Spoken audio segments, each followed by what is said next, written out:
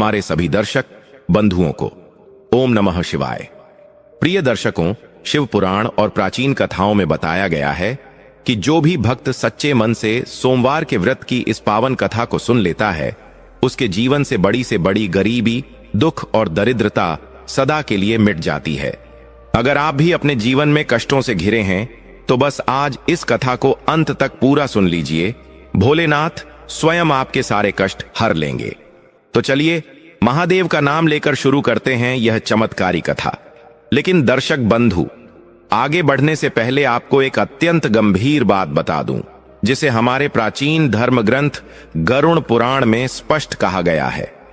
शास्त्रों के अनुसार सोमवार व्रत की कथा या शिव महापुराण का कोई भी प्रसंग अगर उसे बीच में ही छोड़ दिया जाए तो वह केवल ज्ञान से वंचित होना नहीं है, बल्कि वह पाप की श्रेणी में आता है।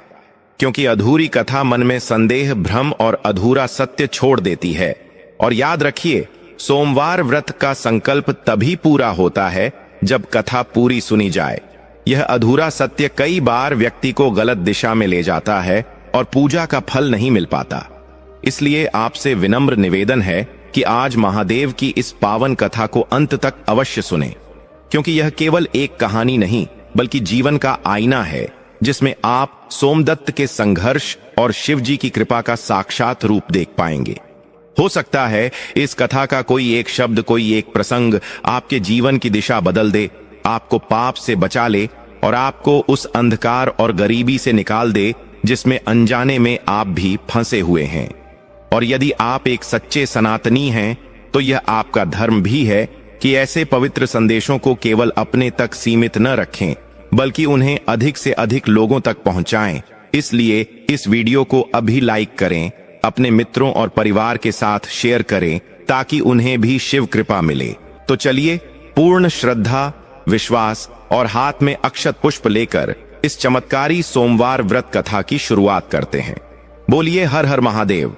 बहुत पुराने समय की बात है। भारतवर्ष के एक प्राचीन नगर में सोमदत्त नाम का एक ब्राह्मण रहता था। सोमदत्त स्वभाव से बहुत ही सरल, शांत और भगवान शिव का परम भक्त था। उसके मुख पर हमेशा भगवान शिव का नाम रहता और वह किसी का भी बुरा नहीं चाहता था। लेकिन कहते हैं ना कि वक्त की मार सबसे बुरी होती है। सोमदत्त के जीवन में गरीबी ने ऐसा गहरा डेरा जमा रखा था कि उसे 2 वक्त की रोटी नसीब होना भी मुश्किल हो गया था। उसका घर, जिसे घर कहना भी शायद गलत होगा, वह बस एक टूटी फूटी झोपड़ी थी, जिसकी छत से बारिश का पानी टपकता था और दीवारों में दरारें पड़ी हुई थीं। सोमदत्त की पत्नी का नाम सुशीला था। वह भी अपने पति की तरह ही धर्म कर्म में विश्वास रखने वाली स्त्री थी। गरीबी की वजह से उन दोनों के शरीर कमजोर हो गए थे। कपड़े कई जगहों से फट चुके थे और उन्हें सिलकर पहनने की नौबत आ गई थी। लेकिन इतनी गरीबी और लाचारी के बाद भी सोमदत्त ने कभी अपना धैर्य नहीं छोड़ा। वह रोज सुबह ब्रह्म मुहूर्त में उठता, पास ही बहने वाली नदी में स्नान करता और फिर एक लोटा जल लेकर भगवान शिव के पुराने से मंदिर में जाता। वह मंदिर बहुत ही वीरान जगह पर था, वहां ज्यादा लोग नहीं आते थे। सोमदत्त वहां जाकर शिवलिंग की सफाई करता, जंगली फूल और बेलपत्र तोड़कर लाता और बड़े प्रेम से महादेव को अर्पित करता। उसकी पूजा में कोई दिखावा नहीं था, बस आंखों में आंसू और मन में एक ही प्रार्थना होती थी कि हे प्रभु, मुझे धन दौलत नहीं चाहिए, बस इतना दे दो कि मेरा और मेरी पत्नी का पेट भर सके और हम किसी के आगे हाथ फैलाने को मजबूर न हो। एक दिन की बात है, नगर में बहुत तेज गर्मी पड़ रही थी। सूरज आग उगल रहा था और धरती तप रही थी। सोमदत्त भिक्षा मांगने के लिए नगर की सड़कों पर नंगे पैर चल रहा था। उसके पास पैरों में पहनने के लिए जूते तक नहीं थे। गर्म सड़क पर चलते चलते उसके पैरों में छाले पड़ गए थे। वह जिस भी घर के दरवाजे पर जाता, वहां से उसे दुत्कार दिया जाता। कलयुग का प्रभाव ऐसा था कि लोग धर्म कर्म भूल चुके थे और गरीबों को देखकर अपने दरवाजे बंद कर लेते थे। सोमदत्त मन ही मन सोच रहा था कि क्या मेरी भक्ति में कोई कमी रह गई है? क्या महादेव मेरी पुकार नहीं सुन रहे? वह बहुत हताश हो चुका था। दोपहर हो गई थी, लेकिन उसे एक मुट्ठी अनाज भी नहीं मिला था।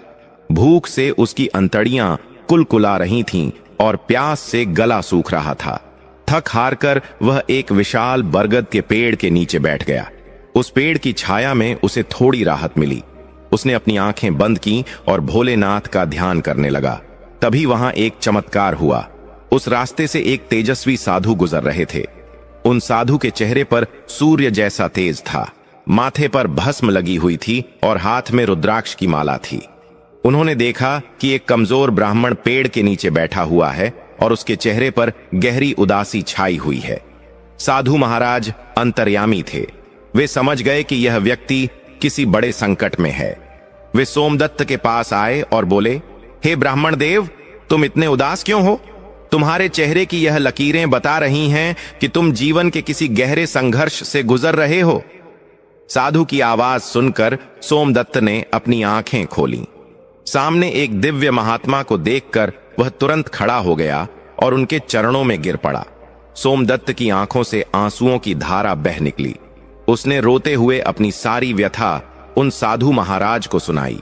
उसने बताया, हे महाराज, मैं भगवान शिव का भक्त हूं। मैंने आज तक कभी किसी का अहित नहीं किया, कभी झूठ नहीं बोला और न ही कभी चोरी की। फिर भी मेरे जीवन में इतनी दरिद्रता क्यों है? मैं और मेरी पत्नी दाने दाने को मोहताज हैं। लोग हमारा तिरस्कार करते हैं। क्या गरीबी होना कोई पाप है? अगर भगवान हैं तो वे अपने भक्त की ऐसी दुर्दशा क्यों देख रहे हैं? सोमदत्त के प्रश्न सुनकर साधु महाराज मुस्कुराए। उन्होंने बड़े स्नेह से सोमदत्त के सिर पर हाथ फेरा और कहा, पुत्र, निराश मत हो। भगवान अपने सबसे प्रिय भक्तों की ही सबसे कठिन परीक्षा लेते हैं। सोना आग में तपकर ही कुंदन बनता है। तुम्हारे जीवन के दुखों का अंत अब निकट आ गया है। मैं तुम्हें एक ऐसा उपाय बताता हूं जिसे अगर तुमने सच्चे मन और श्रद्धा से कर लिया तो तुम्हारी 7 पुश्तें भी कभी गरीबी का मुंह नहीं देखेंगी। सोमदत्त ने हाथ जोड़कर पूछा, हे महात्मा, कृपया मुझे वह मार्ग बताइए। मैं हर कठिन से कठिन तपस्या करने को तैयार हूं। बस मुझे इस नर्क जैसी जिंदगी से मुक्ति दिलाइए। साधु महाराज ने अपने कमंडल से थोड़ा जल निकालकर सोमदत्त पर छिड़का और बोले, पुत्र, तुम्हें सोमवार का व्रत करना होगा, लेकिन यह साधारण व्रत नहीं है। तुम्हें 16 सोमवार तक भगवान शिव की विशेष पूजा और कथा सुननी होगी। और सबसे महत्वपूर्ण बात, तुम्हें 16 सोमवार पूरे होने के बाद 17वें सोमवार को उद्यापन करना होगा और प्रसाद को सभी में बांटना होगा। लेकिन रुको, इस व्रत को शुरू करने से पहले तुम्हें एक यात्रा पर जाना होगा। पास के जंगल के उस पार एक बहुत ही सिद्ध शिवालय है जिसे गुप्तेश्वर महादेव कहते हैं। वह मंदिर सदियों से लुप्त है और झाड़ियों से ढका हुआ है। तुम्हें वहां जाकर उस शिवलिंग को ढूंढना होगा और उसकी सफाई करके वहीं से अपना पहला सोमवार व्रत शुरू करना होगा। सोमदत्त ने हैरानी से पूछा, जंगल के उस पार? लेकिन महाराज, वह जंगल तो बहुत घना और डरावना है। सुना है वहां जंगली जानवरों का वास है और कोई भी वहां जाने की हिम्मत नहीं करता। साधु महाराज ने गंभीर होकर कहा, यही तो तुम्हारी परीक्षा है सोमदत्त। जो भक्त अपने आराध्य के लिए भय को नहीं जीत सकता, वह ईश्वर को कैसे पा सकता है? अगर तुम अपने दुखों को जड़ से मिटाना चाहते हो तो तुम्हें वह कदम उठाना होगा जो आज तक किसी ने नहीं उठाया। याद रखना, जिस शिवलिंग की मैं बात कर रहा हूं वह स्वयंभू है। उसकी महिमा अपरंपार है। अगर तुमने उसे ढूंढ लिया और वहां एक लोटा जल भी चढ़ा दिया तो समझो तुम्हारी किस्मत बदल गई। इतना कहकर साधु महाराज वहां से अंतर्ध्यान हो गए, जैसे कि वे हवा में विलीन हो गए हों। सोमदत्त हैरान रह गया। उसे समझ नहीं आ रहा था कि यह सपना था या हकीकत, लेकिन उसके कानों में साधु के शब्द गूंज रहे थे, गुप्तेश्वर महादेव। उसके मन में एक नई आशा की किरण जाग उठी थी। उसे लगा कि शायद महादेव ने ही उस साधु के रूप में आकर उसे रास्ता दिखाया है। उसने तुरंत घर जाने का फैसला किया। वह लड़खड़ाते कदमों से लेकिन मजबूत इरादों के साथ अपनी झोपड़ी की तरफ चल पड़ा। जब वह घर पहुंचा तो सुशीला दरवाजे पर ही उसका इंतजार कर रही थी। सोमदत्त के खाली हाथ देखकर सुशीला की आंखों में मायूसी छा गई, लेकिन उसने कुछ कहा नहीं।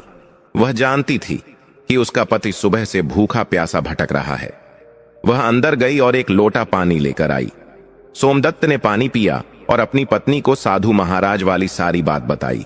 उसने बताया कि कैसे उसे उस घने जंगल में जाकर गुप्तेश्वर महादेव को ढूंढना है और सोमवार का व्रत शुरू करना है।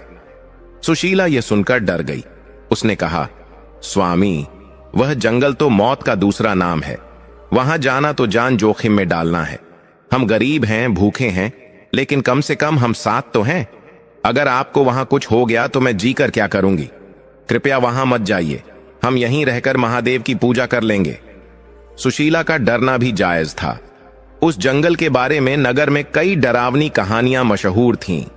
कहा जाता था कि वहां रात होते ही अजीबो गरीब आवाजें आती थीं और जो भी वहां गया वह कभी वापस लौटकर नहीं आया। लेकिन सोमदत्त की आंखों में आज एक अलग ही चमक थी। उसने सुशीला का हाथ अपने हाथ में लिया और कहा, सुशीला, डरना छोड़ दो। आज तक हम डरकर ही तो जी रहे हैं। गरीबी के इस डर ने हमें जीते जी मार डाला है। उस साधु की वाणी में मुझे साक्षात शिव का आदेश सुनाई दिया है, और अगर मेरी मृत्यु वहीं लिखी है तो इस तिल तिल करके मरने से अच्छा है कि मैं अपने प्रभु के चरणों में प्राण त्याग दूं। लेकिन मेरा मन कहता है कि वहां मेरा अंत नहीं, बल्कि मेरे नए जीवन का आरंभ होगा। पति का इतना दृढ़ विश्वास देखकर सुशीला का डर भी थोड़ा कम हुआ। उसने कहा, अगर आपने ठान ही लिया है तो मैं आपको नहीं रोकूंगी, बल्कि मैं भी आपके साथ चलूंगी। सुख में और दुख में हम हमेशा साथ रहे हैं, तो इस कठिन यात्रा में मैं आपको अकेला कैसे छोड़ सकती हूं? सोमदत्त ने उसे बहुत समझाया कि रास्ता कठिन है, लेकिन सुशीला नहीं मानी। आखिरकार दोनों ने निर्णय लिया कि वे अगली सुबह ही उस जंगल की ओर प्रस्थान करेंगे। उस रात उनके पास खाने के लिए कुछ नहीं था, लेकिन उनकी भूख और प्यास जैसे गायब हो गई थी। मन में बस एक ही उत्साह था, गुप्तेश्वर महादेव के दर्शन। रात भर सोमदत्त को नींद नहीं आई। वह करवटें बदलता रहा। उसे बार बार जंगल के दृश्य दिखाई दे रहे थे। उसे लग रहा था जैसे कोई अदृश्य शक्ति उसे अपनी ओर खींच रही है। सुबह हुई। सूरज की पहली किरण के साथ ही सोमदत्त और सुशीला अपनी टूटी फूटी झोपड़ी से बाहर निकले। उन्होंने अपने इष्ट देव को प्रणाम किया और नगर की सीमा को पार करते हुए जंगल के रास्ते पर चल पड़े। जैसे जैसे वे नगर से दूर होते गए, रास्ता सुनसान होता गया। सड़क पत्थरीली होती गई और पेड़ पौधे घने होते गए। कुछ दूर चलने के बाद पक्की सड़क खत्म हो गई और कटीली झाड़ियों वाला रास्ता शुरू हो गया। जंगल की हवा में एक अजीब सी खामोशी थी। पक्षियों की चहचहाहट भी वहां कम सुनाई दे रही थी। बड़े बड़े पेड़ ऐसे लग रहे थे जैसे वे पहरेदार बनकर खड़े हों और किसी को अंदर जाने से रोक रहे हों। सुशीला की साड़ी बार बार झाड़ियों में फंसकर फट रही थी। सोमदत्त के पैरों में कांटे चुभ रहे थे, लेकिन वे दोनों ओम नमः शिवाय का जाप करते हुए आगे बढ़ते रहे। दोपहर होते होते वे जंगल के काफी अंदर पहुंच चुके थे। अब वहां सूरज की रोशनी भी मुश्किल से जमीन तक पहुंच रही थी। चारों तरफ घना अंधेरा सा छाने लगा था, जबकि अभी दिन का समय था। अचानक उन्हें झाड़ियों में कुछ हलचल सुनाई दी। सुशीला डर के मारे सोमदत्त के पीछे छिप गई। सोमदत्त ने भी एक लकड़ी उठा ली। ध्यान से देखने पर पता चला कि वह कोई जानवर नहीं, बल्कि एक विशाल सांप था जो रास्ते से गुजर रहा था। सांप ने उन्हें कोई नुकसान नहीं पहुंचाया और चुपचाप वहां से निकल गया। सोमदत्त ने राहत की सांस ली और कहा, देखो सुशीला, महादेव के भक्त के लिए सर्प भी आभूषण बन जाता है। हमें डरने की जरूरत नहीं है। शिव जी हमारे साथ हैं। चलते चलते वे थक कर चूर हो चुके थे। उन्हें प्यास लग रही थी, लेकिन आसपास पानी का कोई नामो निशान नहीं था। सुशीला का गला सूख गया था और वह चक्कर खाकर गिरने ही वाली थी कि सोमदत्त ने उसे संभाल लिया। सोमदत्त ने इधर उधर देखा। उसे कुछ समझ नहीं आ रहा था कि पानी कहां मिलेगा। तभी उसे थोड़ी दूर पर कुछ चमकता हुआ दिखाई दिया। उसे लगा शायद वहां कोई तालाब है। वे दोनों हिम्मत करके उस दिशा में बढ़े। पास जाने पर उन्होंने देखा कि वह कोई तालाब नहीं, बल्कि एक पुराना खंडहर जैसा ढांचा था जो पूरी तरह लताओं और झाड़ियों से ढका हुआ था। लेकिन आश्चर्य की बात यह थी कि उस खंडहर के पास की जमीन गीली थी और वहां कुछ ताजे फूल खिले हुए थे, जैसे किसी ने अभी अभी वहां पूजा की हो। लेकिन इस बीहड़ जंगल में कौन पूजा करने आएगा? सोमदत्त का दिल जोर से धड़कने लगा। क्या यही वह जगह है जिसके बारे में साधु ने बताया था? उसने सुशीला को वहीं एक पत्थर पर बैठाया और खुद उस खंडहर के करीब गया। उसने अपने हाथों से लताओं को हटाया और झाड़ियों को साफ किया। जैसे जैसे वह सफाई करता गया, एक प्राचीन पत्थर की दीवार दिखाई देने लगी। वह दीवार बहुत पुरानी थी, लेकिन उस पर बनी नक्काशी आज भी साफ दिखाई दे रही थी। सोमदत्त ने और उत्साह से सफाई की। थोड़ी ही देर में उसे एक छोटा सा दरवाजा दिखाई दिया। वह दरवाजा आधा जमीन में धंसा हुआ था। सोमदत्त ने सुशीला को आवाज दी, सुशीला देखो, हमें शायद कोई मंदिर मिल गया है। सुशीला भी अपनी थकान भूलकर वहां आ गई। दोनों ने मिलकर दरवाजे के पास की मिट्टी हटाई। काफी मशक्कत के बाद वे उस दरवाजे के अंदर झांकने में सफल हुए। अंदर का दृश्य देखकर उनकी आंखें फटी की फटी रह गईं। अंदर एक छोटा सा गर्भगृह था, जिसके बीचों बीच एक काला पत्थर का शिवलिंग स्थापित था। उस शिवलिंग पर एक प्राकृतिक धारा ऊपर छत से टपक रही थी, जिससे निरंतर जलाभिषेक हो रहा था। वहां कोई दिया नहीं जल रहा था, फिर भी शिवलिंग से एक अजीब सा प्रकाश निकल रहा था, जिसने उस अंधेरे कमरे को रोशन कर रखा था। ये वही गुप्तेश्वर महादेव थे जो सदियों से यहां छिपे बैठे थे। सोमदत्त की खुशी का ठिकाना नहीं रहा। वह दौड़कर अंदर गया और शिवलिंग से लिपटकर रोने लगा। उसे ऐसा महसूस हुआ जैसे वह अपने पिता की गोद में आ गया हो। सुशीला भी भाव विभोर हो गई। उनकी सारी थकान, भूख और प्यास जैसे गायब हो गई थी। उन्हें वहां एक परम शांति का अनुभव हो रहा था। लेकिन उनकी परीक्षा अभी खत्म नहीं हुई थी। मंदिर मिल गया था, लेकिन पूजा कैसे करें? उनके पास न तो जल चढ़ाने के लिए लौटा था, न ही प्रसाद के लिए कुछ और, न ही बेलपत्र। सोमदत्त ने कहा, सुशीला, हम खाली हाथ भोलेनाथ के दरबार में नहीं आ सकते। हमें पूजा की सामग्री जुटानी होगी। सुशीला ने कहा, लेकिन इस घने जंगल में हमें क्या मिलेगा? सोमदत्त ने कहा, प्रकृति ही शिव है, जंगल में ही हमें सब मिलेगा। वह बाहर निकला और पास के पेड़ों को देखने लगा। सौभाग्य से उसे पास ही एक बेल का पेड़ मिल गया। उसने वहां से 3 पत्तियों वाले सुंदर बेलपत्र तोड़े। फिर उसने एक बड़े पत्ते का दोना बनाया। पास ही बहते हुए एक छोटे से झरने से, जो शायद उसी मंदिर के जल स्रोत से जुड़ा था, उसने उस दोने में जल भरा। जंगली फूल तोड़े और जंगली बेर इकट्ठा किए। सारी सामग्री लेकर वे दोनों वापस मंदिर में आए। सोमदत्त ने बड़े ही विधि विधान से मन ही मन मंत्रों का उच्चारण करते हुए शिवलिंग का अभिषेक किया, बेलपत्र चढ़ाए और जंगली बेरों का भोग लगाया। जैसे ही उसने अपनी पूजा समाप्त की और आंखें बंद करके प्रार्थना करने लगा, तभी मंदिर के बाहर एक जोरदार गर्जना हुई। ऐसी गर्जना जैसे आसमान फट पड़ा हो। पूरा मंदिर हिलने लगा। सुशीला डर के मारे चीख पड़ी। यह गर्जना किसी बादल की नहीं, बल्कि एक विशालकाय शेर की थी, जो मंदिर के दरवाजे पर आकर खड़ा हो गया था। उस शेर की आंखें अंगारों की तरह दहक रही थीं। वह सोमदत्त और सुशीला को घूर रहा था।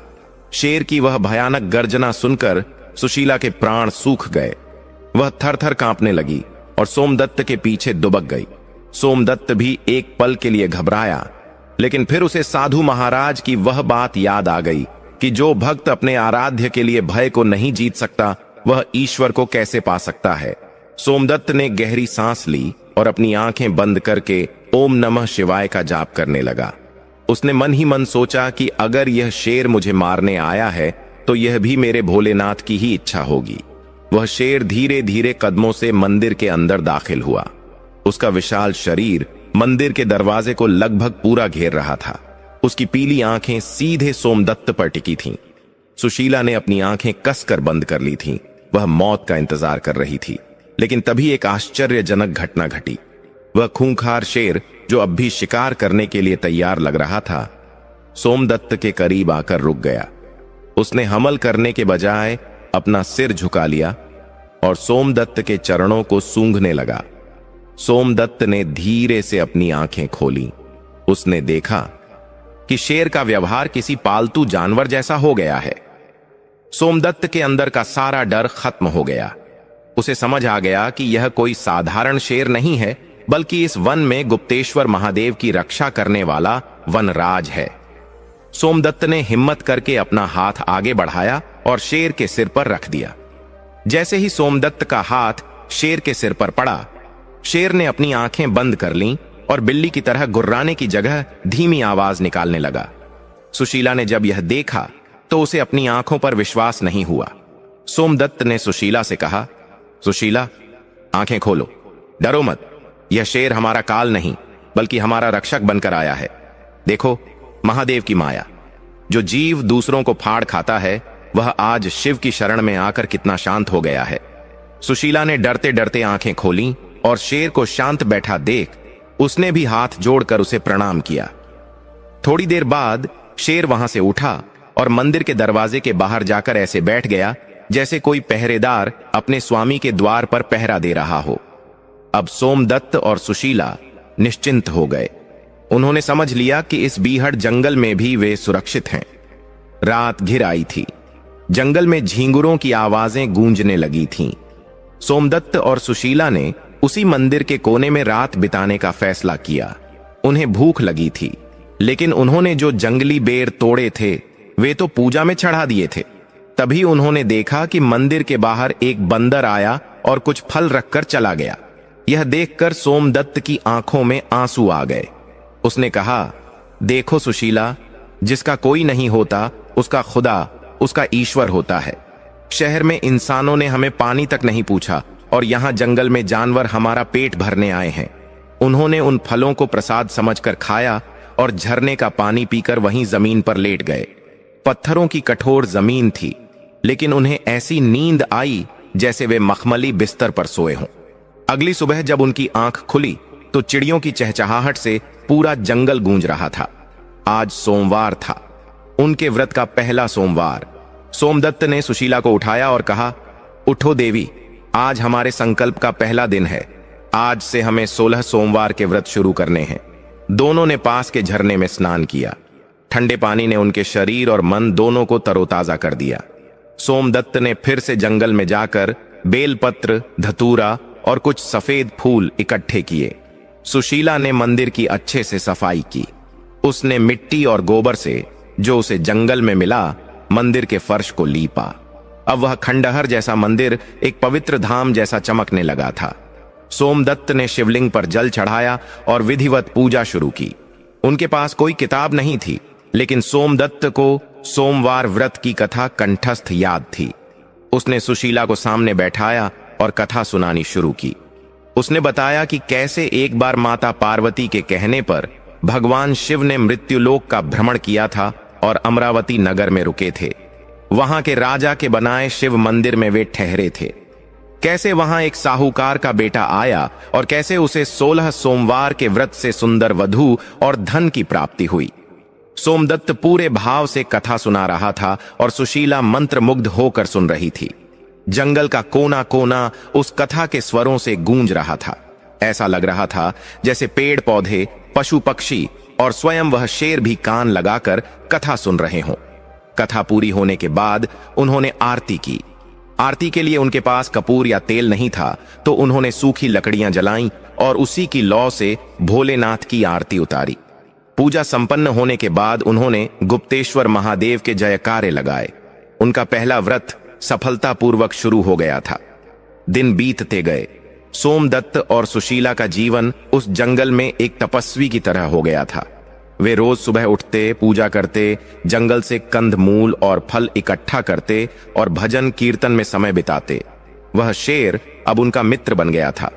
वह अक्सर उनके आसपास ही रहता और रात को मंदिर के बाहर पहरा देता।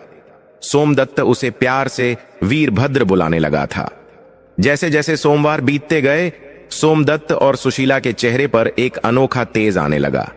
उनकी कमजोर काया अब स्वस्थ होने लगी थी। जंगल की शुद्ध हवा और सात्विक भोजन ने उन्हें निरोगी बना दिया था। सबसे बड़ी बात, उनके मन से गरीबी और भविष्य की चिंता पूरी तरह मिट चुकी थी। वे वर्तमान में जी रहे थे और हर पल आनंद में थे। 5वां सोमवार आया। सोमदत्त पूजा कर रहा था, तभी उसे जंगल में कुछ लोगों की आवाजें सुनाई दी। यह बहुत अजीब था, क्योंकि यहां कोई आता नहीं था। सोमदत्त पूजा से उठा और बाहर देखने गया। उसने देखा कि कुछ लकदहारे, लकड़ी काटने वाले, रास्ता भटक कर वहां आ गए हैं। वे डरे हुए लग रहे थे, क्योंकि वे बहुत गहरे जंगल में घुस आए थे। जब उन लकदहारों ने एक जटाधारी पुरुष को, सोमदत्त अब साधु जैसा दिखने लगा था, मंदिर के बाहर खड़ा देखा और उसके पास एक शेर बैठा देखा तो वे डर के मारे भागने लगे। सोमदत्त ने उन्हें आवाज दी, रुको भाई, डरो मत, यह स्थान सुरक्षित है, यहां गुप्तेश्वर महादेव विराजमान हैं। सोमदत्त की आवाज में इतना आकर्षण और शांति थी कि लकदहारे रुक गए। वे धीरे धीरे पास आए। शेर को शांत बैठा देख उनका डर थोड़ा कम हुआ। उनमें से एक लकदहारा, जिसका नाम लखा था, आगे आया और बोला, महाराज, हम रास्ता भटक गए हैं, हम सुबह से भूखे प्यासे हैं, क्या हमें थोड़ा पानी मिल सकता है? सोमदत्त ने मुस्कुराकर कहा, अवश्य, यह महादेव का दरबार है, यहां से कोई खाली हाथ नहीं जाता। सुशीला अंदर से पानी और कुछ फल लेकर आई। लकदहारों ने पानी पिया और फल खाए। उनकी जान में जान आई। लखा ने सोमदत्त को ध्यान से देखा और बोला, महाराज, मुझे लगता है मैंने आपको कहीं देखा है। क्या आप वही सोमदत्त ब्राह्मण तो नहीं जो नगर में भिक्षा मांगते थे? सोमदत्त ने हंसते हुए कहा, हां भाई, मैं वही सोमदत्त हूं, लेकिन अब मैं भिक्षा नहीं मांगता। अब मैं केवल अपने महादेव से मांगता हूं और वे मुझे सब कुछ देते हैं। लखा और उसके साथी हैरान थे। कहां वह भिखारी जैसा दिखने वाला सोमदत्त और कहां यह तेजस्वी महात्मा? लखा ने हाथ जोड़कर पूछा, महाराज, आपकी काया पलट कैसे हुई? हम भी बहुत दुखी हैं। दिन भर मेहनत करते हैं, लकड़ियां काटते हैं, फिर भी घर में गरीबी का ही वास है। मेरे बच्चे बीमार रहते हैं और कर्ज वालों ने परेशान कर रखा है। क्या आपके पास कोई जादू है? सोमदत्त ने कहा, जादू नहीं भाई, यह भक्ति की शक्ति है। यह सोमवार व्रत का चमत्कार है। अगर तुम भी अपने जीवन से दुख मिटाना चाहते हो तो भगवान शिव की शरण में आ जाओ। लखा और उसके साथियों ने सोमदत्त के चरणों में गिरकर प्रार्थना की कि वे उन्हें भी इस व्रत के बारे में बताएं। सोमदत्त ने उन्हें सोमवार व्रत की विधि बताई। उसने कहा, देखो, श्रद्धा सबसे जरूरी है। हर सोमवार को महादेव का पूजन करो, कथा सुनो और सात्विक जीवन जियो, किसी का बुरा मत करो। 16 सोमवार तक ऐसा करने से महादेव तुम्हारी हर मनोकामना पूरी करेंगे। लखा ने कसम खाई कि वह अगले सोमवार से ही यह व्रत शुरू करेगा। लकदहारे वहां से चले गए, लेकिन वे अपने साथ एक खबर ले गए। नगर में जाकर उन्होंने सबको बताया कि जंगल में एक सिद्ध महात्मा रहते हैं और वहां एक चमत्कारी गुप्तेश्वर महादेव का मंदिर है। यह खबर आग की तरह फैल गई। अब सोमदत्त की शांति में थोड़ा खलल पड़ा। अगले सोमवार को नगर से कुछ और लोग वहां पहुंच गए। वे अपनी समस्याएं लेकर आए थे। किसी का व्यापार नहीं चल रहा था, किसी के घर में क्लेश था, कोई बीमारी से परेशान था। सोमदत्त ने सबको धैर्य से सुना और उन्हें सोमवार व्रत करने की सलाह दी। उसने सभी को गुप्तेश्वर महादेव के दर्शन कराए। जो भी वहां आता उसे एक अजीब सी शांति मिलती। धीरे धीरे वह वीरान जंगल एक तीर्थ स्थल बनने लगा। लेकिन सोमदत्त ने एक नियम बना दिया था कि कोई भी मंदिर के अंदर शोर नहीं मचाएगा और न ही गंदगी फैलाएगा। वह शेर वीरभद्र अभी भी वहीं रहता था और उसकी मौजूदगी ही लोगों को अनुशासित रखने के लिए काफी थी। लोग आते, दूर से शेर को देखते और श्रद्धा से सिर झुकाते। 10 सोमवार बीत चुके थे। सोमदत्त और सुशीला का 11वां सोमवार व्रत था। उस दिन सुबह से ही मौसम बहुत खराब था। आकाश में काले बादल छाए हुए थे और बिजली कड़क रही थी। ऐसा लग रहा था कि भारी तूफान आने वाला है। सोमदत्त ने सुशीला से कहा, आज परीक्षा की घड़ी है सुशीला। प्रकृति आज अपना रौद्र रूप दिखाएगी। हमें अपनी पूजा पर ध्यान केंद्रित रखना होगा। पूजा शुरू ही हुई थी कि मूसलाधार बारिश शुरू हो गई। हवा इतनी तेज थी कि बड़े बड़े पेड़ उखड़ने लगे। मंदिर की छत पुरानी थी, उससे पानी टपकने लगा। लेकिन शिवलिंग के ऊपर की छत सही थी, इसलिए महादेव भीग नहीं रहे थे। सोमदत्त और सुशीला भीग रहे थे, ठंड से कांप रहे थे, लेकिन वे अपनी जगह से हिले नहीं। वे जोर जोर से शिव नाम का जाप करने लगे। अचानक मंदिर के बाहर एक विशाल पेड़ गिर गया, जिससे मंदिर का दरवाजा बंद हो गया। अब वे अंदर कैद हो गए थे। बाहर अंधेरा था और अंदर भी अंधेरा। केवल बिजली की चमक से कभी कभी रोशनी होती थी। सुशीला घबरा गई। स्वामी, दरवाजा बंद हो गया है, अब हम बाहर कैसे जाएंगे? क्या हम यहीं दबकर मर जाएंगे? सोमदत्त ने अंधेरे में सुशीला का हाथ थामा और कहा, घबराओ नहीं, जिसने हमें यहां बुलाया है वही बाहर भी निकालेगा। ये विघ्न हमारी तपस्या को भंग करने के लिए आया है। अगर आज हम डर गए तो हमारी 10 सोमवार की तपस्या व्यर्थ हो जाएगी। ध्यान महादेव में लगाओ। वे दोनों अंधेरे में ही बैठे रहे। बाहर तूफान का शोर था, अंदर मंत्रों की गूंज। घंटों बीत गए। भूख और प्यास से उनका बुरा हाल था, लेकिन उन्होंने अपना व्रत नहीं तोड़ा। आधी रात के समय जब तूफान शांत हुआ तो उन्हें बाहर से खुरचने की आवाजें सुनाई दी। ऐसा लग रहा था जैसे कोई भारी पत्थरों को हटा रहा हो।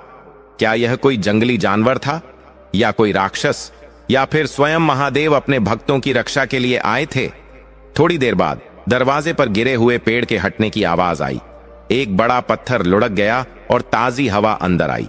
चांदनी की रोशनी मंदिर के अंदर आई। उन्होंने देखा कि दरवाजे पर कोई खड़ा है। वह वीरभद्र नहीं था, वह कोई और था, एक विशाल छाया जिसने दरवाजे को घेर रखा था। सोमदत्त ने पूछा, कौन है वहां? जवाब में एक भारी और गंभीर आवाज आई, मैं इस जंगल का राजा हूं और आज मैं तुम दोनों की परीक्षा लेने आया हूं। उस भारी और गंभीर आवाज ने सोमदत्त और सुशीला को चौंका दिया था। चांदनी की रोशनी में वह छाया धीरे धीरे अंदर आई। सोमदत्त ने देखा कि वह कोई देवता नहीं था, बल्कि एक विशालकाय और डरावना इंसान था। उसका रंग तांबे जैसा गहरा था, बड़ी बड़ी लाल आंखें और चेहरे पर घनी मूंछें थीं। उसके कंधे पर एक भारी कुल्हाड़ी और कमर में तलवार लटक रही थी। वह इस जंगल का कुख्यात डाकू सरदार भैरव सिंह था। भैरव सिंह का नाम सुनते ही आसपास के कई गांवों के लोग कांप उठते थे। उसने न जाने कितने राहगीरों को लूटा था और कितने ही लोगों को मौत के घाट उतारा था। सुशीला ने जब उस भयानक डाकू को देखा तो उसका खून जम गया। वह सोमदत्त का हाथ जोर से पकड़कर थर थर कांपने लगी। लेकिन सोमदत्त, जो अब 11 सोमवार के व्रत के प्रभाव से निडर हो चुका था, अपनी जगह से नहीं हिला। उसने शांत भाव से पूछा, भैरव सिंह, तुम यहां इस आंधी तूफान में क्या कर रहे हो? क्या तुम हमें मारने आए हो? भैरव सिंह ने एक जोरदार ठहाका लगाया जिससे मंदिर की दीवारें गूंज उठीं। उसने कहा, मारने? अरे ब्राह्मण, मारने के लिए तो मेरी तलवार ही काफी है। मुझे यहां आने की जरूरत नहीं थी। मैं तो यह देखने आया था कि इस वीरान जंगल में, इस टूटे फूटे खंडहर में ऐसा कौन सा खजाना छिपा है जिसकी रक्षा के लिए एक शेर पहरा देता है। मैंने सुना है कि तुम दोनों यहां कई हफ्तों से हो। जरूर तुम्हें यहां कोई गुप्त खजाना मिला है। निकालो वह खजाना, वरना आज तुम्हारा यह 11वां सोमवार तुम्हारे जीवन का आखिरी सोमवार बन जाएगा। सोमदत्त मुस्कुराया और बोला, सरदार, तुम सही कह रहे हो। मुझे यहां खजाना मिला है, एक ऐसा खजाना जो दुनिया की सारी दौलत से बढ़कर है। लेकिन वह खजाना सोने चांदी का नहीं है। भैरव सिंह गुस्से से लाल हो गया। उसने अपनी तलवार म्यान से निकाली और सोमदत्त की गर्दन पर रख दी।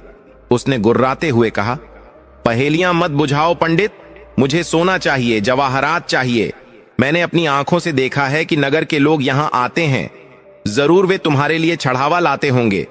वह सब कहां है? सुशीला चीख पड़ी, नहीं, इन्हें मत मारो।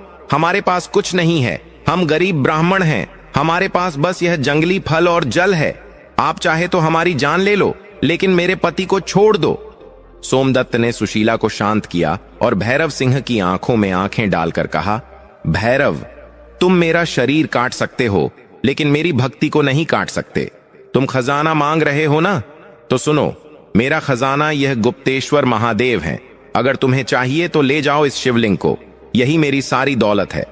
भैरव सिंह हैरान रह गया।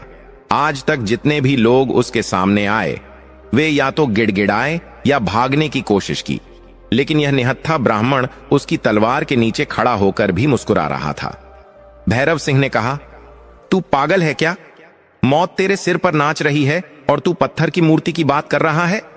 तभी मंदिर के अंधेरे कोने से एक आवाज आई, रुक जाओ। यह आवाज किसी इंसान की नहीं थी, बल्कि एक चेतावनी थी। उसी वक्त मंदिर के टूटे हुए दरवाजे से वीरभद्र, वह शेर, अंदर कूद आया। तूफान के कारण शेर भी कहीं छिप गया था, लेकिन अपने भक्तों पर संकट देखकर वह साक्षात यमराज बनकर वहां आ गया। शेर ने भैरव सिंह को पीछे से घेर लिया और एक भयानक दहाड़ मारी। भैरव सिंह, जो 100 आदमियों से भी नहीं डरता था, शेर की गर्म सांसें अपनी पीठ पर महसूस करके सिहर गया। उसने पीछे मुड़कर देखा तो साक्षात मौत उसका इंतजार कर रही थी। शेर ने अपना विशाल पंजा उठाया।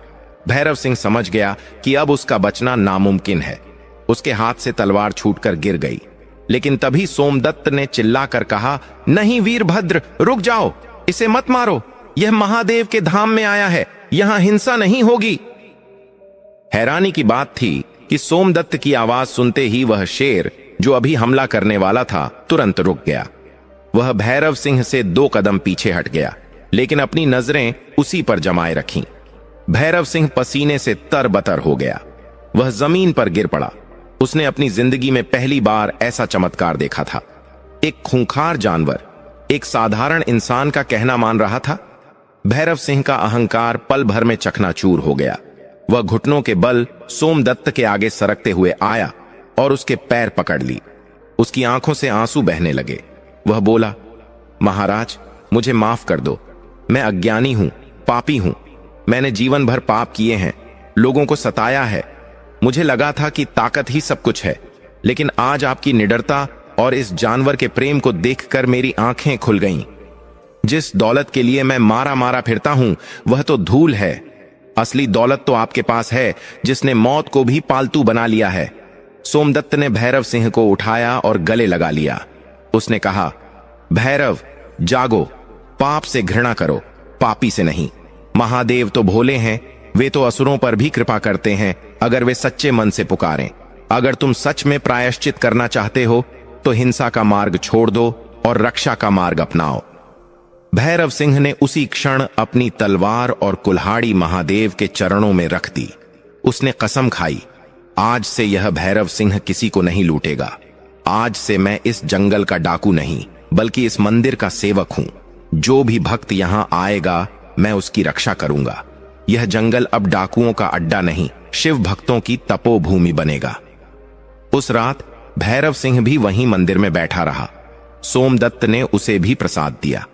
अगली सुबह 12वें सोमवार की शुरुआत एक नई सुबह के साथ हुई। भैरव सिंह ने अपने साथियों को बुलाया और उन्हें भी डाका डालने से मना कर दिया। डाकुओं का पूरा गिरोह अब मंदिर की सेवा में लग गया। उन्होंने मिलकर मंदिर की मरम्मत की, जंगल का रास्ता साफ किया और आने वाले यात्रियों के लिए पानी और विश्राम की व्यवस्था की। समय बीतता गया। सोमदत्त और सुशीला के व्रत सफलतापूर्वक आगे बढ़ रहे थे। अब सोमदत्त की ख्याति दूर दूर तक फैल चुकी थी। लोग कहने लगे थे कि जंगल में एक ऐसा सिद्ध महात्मा है जिसके पास शेर और डाकू दोनों पालतू बनकर रहते हैं। आसपास के गांवों से, नगरों से भी लोग सोमवार के दिन वहां उमड़ने लगे। मेला सा लगने लगा। गरीब, अमीर, रोगी, दुखी सब अपनी मन्नतें लेकर आते और सोमदत्त उन्हें सोमवार व्रत का मार्ग बताते। सबके दुख दूर होने लगे। 15 सोमवार बीत चुके थे। अब केवल 16वां और आखिरी सोमवार बचा था। सोमदत्त और सुशीला बहुत प्रसन्न थे। उनकी तपस्या पूर्ण होने वाली थी। लेकिन कहते हैं ना कि जब आप शिखर के करीब होते हैं तभी सबसे कठिन चढ़ाई आती है। उस नगर का राजा, जिसका नाम राजा चंद्रकेतु था, बहुत ही घमंडी और नास्तिक स्वभाव का था। उसे अपनी सत्ता और धन पर बहुत गर्व था। जब उसने सुना कि उसकी प्रजा अब उसके दरबार में फरियाद लेकर आने के बजाय जंगल में किसी सोमदत्त के पास जा रही है, तो उसे बहुत जलन हुई। उसे लगा कि यह सोमदत्त कोई ढोंगी है जो लोगों को बेवकूफ बनाकर अपनी अलग सत्ता बना रहा है। 16वें सोमवार से एक दिन पहले राजा चंद्रकेतु अपने मंत्री से बोला, मंत्री जी, तैयार हो जाइए, कल हम उस जंगल में जाएंगे। मैं देखना चाहता हूं कि वह कौन सा जादूगर है जिसने मेरी प्रजा को अपने वश में कर लिया है। अगर वह पाखंडी निकला तो मैं उसी के शेर के सामने उसे डाल दूंगा। मंत्री ने राजा को समझाया, महाराज, अनर्थ मत कीजिए। सुना है वह बहुत पहुंचे हुए संत हैं। महादेव का साक्षात आशीर्वाद है उन पर। संतों का अपमान करने से राज्य का नाश हो जाता है। राजा ने अहंकार में हंसते हुए कहा, संत? अरे, गरीबी इंसान को नाटक करना सिखा देती है। वह बस एक गरीब ब्राह्मण है जिसने कुछ चालें सीख ली हैं। कल उसका सारा सच सामने आ जाएगा। 16वां सोमवार आया। सोमदत्त और सुशीला ने ब्रह्म मुहूर्त में उठकर स्नान किया। आज उन्हें उद्यापन की तैयारी करनी थी। उन्होंने चूरमा, आटे को घी और गुड़ में भूनकर बनाया गया प्रसाद बनाने की तैयारी की।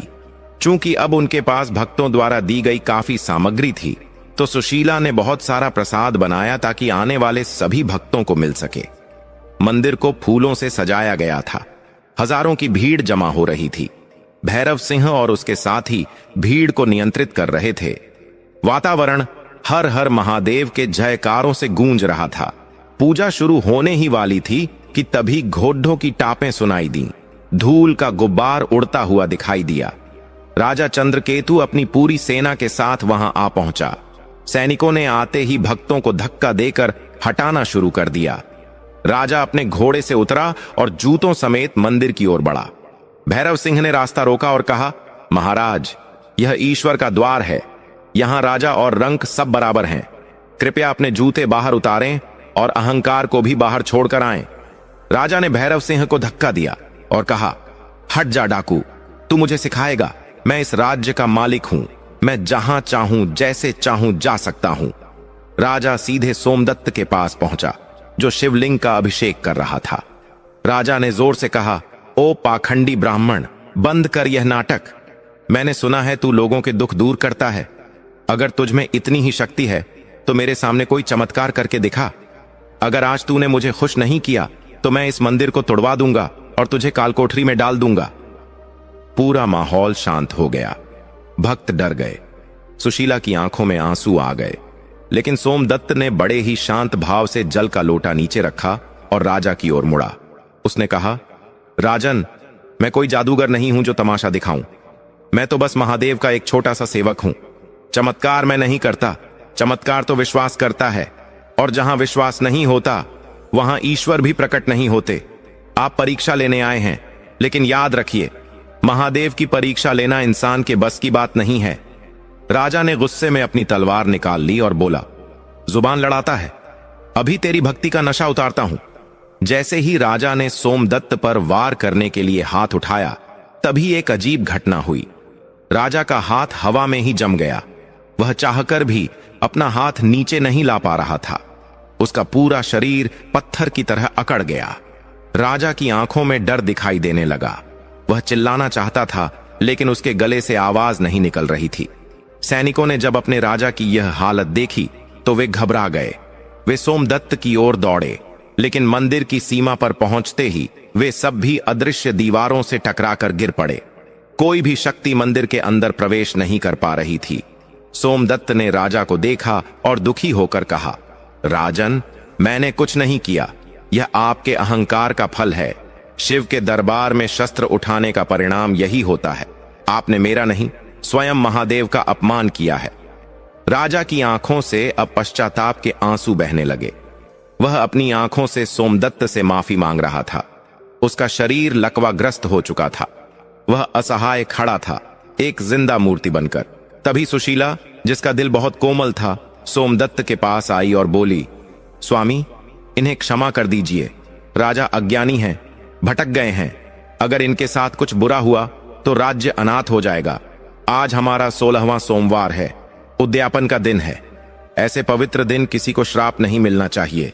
कृपया महादेव से प्रार्थना करें कि वे राजा को क्षमा कर दें। सोमदत्त ने अपनी पत्नी की बात मानी। वह फिर से शिवलिंग के सामने बैठ गया। उसने हाथ जोड़कर प्रार्थना की, हे भोलेनाथ, हे नीलकंठ, राजा चंद्रकेतु अपने किए पर शर्मिंदा हैं। इन्हें क्षमा करें प्रभु। इन्हें एक मौका और दें ताकि ये धर्म के रास्ते पर चल सकें। सोमदत्त ने अपने कमंडल से थोड़ा जल लिया और राजा के ऊपर छिड़का। जल की बूंदें पड़ते ही राजा के शरीर में फिर से जान आ गई। उसका हाथ नीचे गिरा और तलवार हाथ से छूट गई। राजा चंद्रकेतु, जो अभी तक घमंड में चूर था, सोमदत्त के चरणों में गिर पड़ा और फूट फूट कर रोने लगा। राजा ने कहा, महाराज, मुझे क्षमा करें। मेरी बुद्धि भ्रष्ट हो गई थी। मुझे पता चल गया है कि असली राजा मैं नहीं, बल्कि त्रिलोक के स्वामी महादेव हैं। मैं अपना सारा राज्यपाठ आपके चरणों में समर्पित करता हूं। सोमदत्त ने राजा को उठाया और कहा, राजन, राजपाठ छोड़ने की जरूरत नहीं है। बस उसे चलाने का तरीका बदलो। प्रजा में शिव को देखो और उनकी सेवा करो। यही सच्ची भक्ति है। आज आप भी हमारे साथ इस पूजा में शामिल हों और प्रसाद ग्रहण करें। उस दिन राजा ने भी सोमदत्त के साथ बैठकर पूजा की। पूजा संपन्न हुई। सोमदत्त ने विधि विधान से 16 सोमवार व्रत का उद्यापन किया। चूरमे का प्रसाद सबसे पहले महादेव को भोग लगाया गया, फिर राजा, भैरव सिंह और वहां मौजूद हजारों भक्तों में बांटा गया। सबने पेट भरकर प्रसाद खाया, लेकिन चमत्कार यह था कि वह प्रसाद खत्म ही नहीं हो रहा था। जितनी भीड़ बढ़ती गई, बर्तन में प्रसाद उतना ही बना रहा। व्रत पूरा होने के बाद सोमदत्त और सुशीला ने राजा और प्रजा से विदा लेने का फैसला किया, लेकिन राजा ने जिद की, नहीं महाराज, अब मैं आपको उस टूटी झोपड़ी में नहीं रहने दूंगा। आप मेरे साथ राजमहल चलें, मैं आपके लिए एक भव्य आश्रम बनवाऊंगा। लेकिन सोमदत्त ने विनम्रता से मना कर दिया। उसने कहा, राजन, महल संतों के लिए नहीं होते, लेकिन हां, अब हम अपने घर वापस जाएंगे। हमारा संकल्प पूरा हुआ। महादेव ने हमें वह सब दिया जिसकी हमने कल्पना भी नहीं की थी। सोमदत्त और सुशीला ने गुप्तेश्वर महादेव को अंतिम प्रणाम किया। भैरव सिंह रोने लगा। उसने कहा, गुरुदेव, मुझे छोड़कर मत जाइए। सोमदत्त ने उसे समझाया, भैरव, मैं जा रहा हूं, लेकिन महादेव तो यहीं हैं। अब इस मंदिर की जिम्मेदारी तुम्हारी है। इसकी सेवा करना और आने वाले भक्तों की रक्षा करना। सोमदत्त और सुशीला वापस अपने नगर की ओर चल पड़े, लेकिन जब वे अपने नगर पहुंचे तो वहां का नजारा देखकर वे दंग रह गए।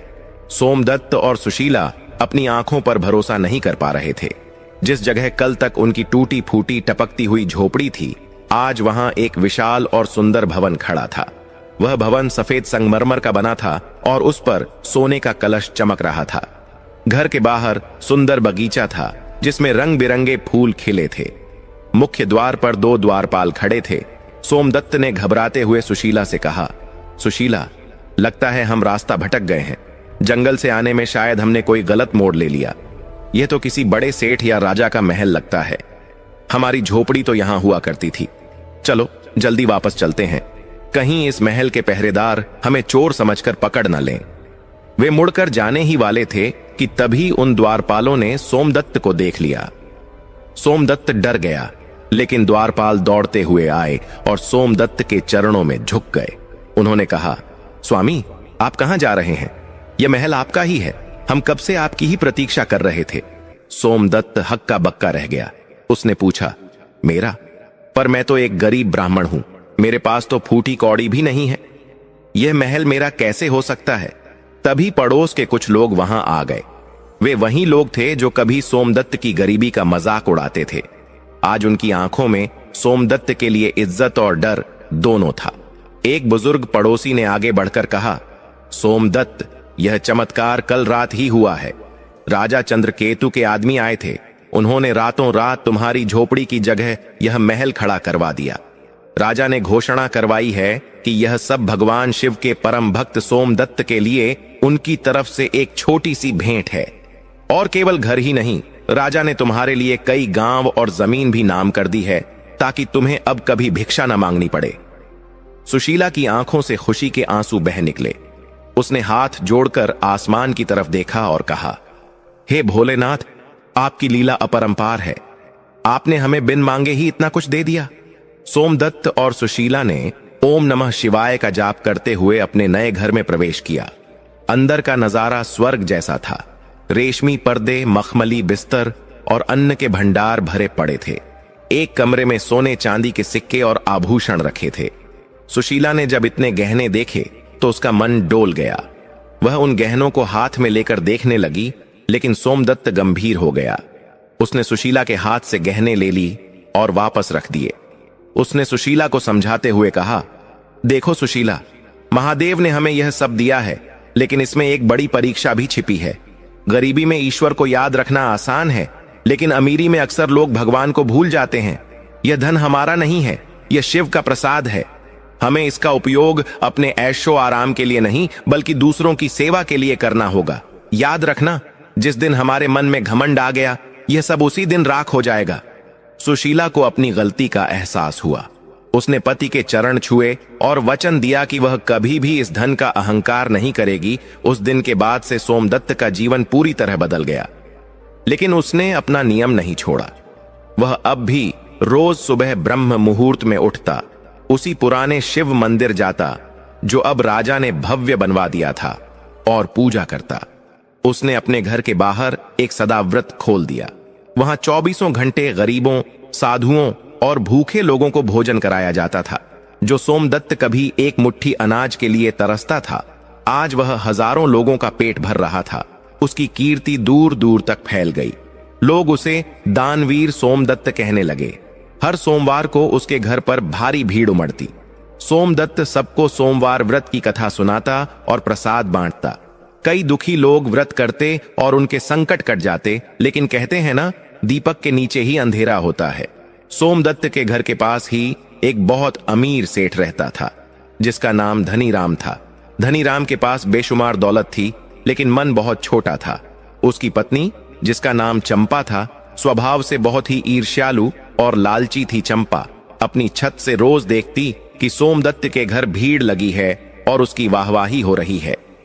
उसे यह बर्दाश्त नहीं होता था कि कल का भिखारी आज उनसे ज्यादा नाम कमा रहा है। एक दिन चंपा से रहा नहीं गया। वह सज धज कर, महंगे गहने पहनकर सोमदत्त के घर पहुंची। उसका मकसद भक्ति नहीं, बल्कि यह जानना था कि सोमदत्त के पास अचानक इतना धन आया कहां से। चंपा ने सुशीला से मीठी मीठी बातें की और पूछा, बहन सुशीला, तुम तो रातों रात महारानी बन गई।